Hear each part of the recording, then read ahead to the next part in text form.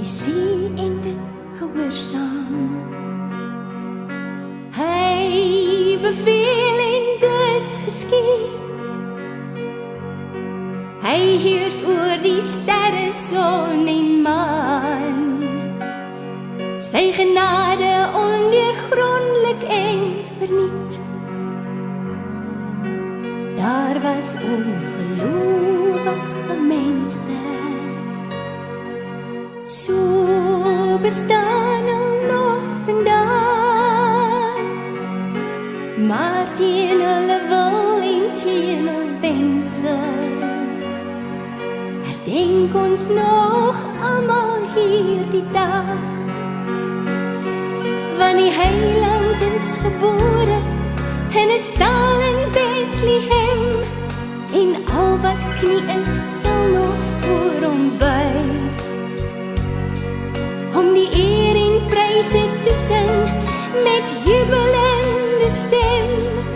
Sy wederkoms is iets om van te juig, en Kersfees is om van hom te getuig. Die Heer het hom gegee in sy genade, sy seun het hy nie gespaar. Hy moes vir ons sterwe hier op aarde, sodoende ons siele te bewaar. Laat ons verlaat op sy genade.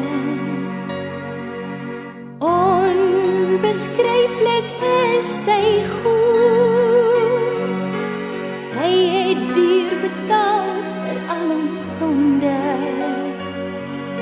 Gereinig is ons in die lam se bloed, want die heiland is gebore in 'n stal in Bethlehem, en al wat knie sal nog voor hom buig, om die eer en pryse te sing met jubelende stem. Sy wederkoms is iets om van te juig, en Kersfees is om van hom te getuig, want die heiland is gebore in 'n stal in Bethlehem, en al wat knie sal nog voor hom buig, om die eer en pryse te sing met jubelende stem.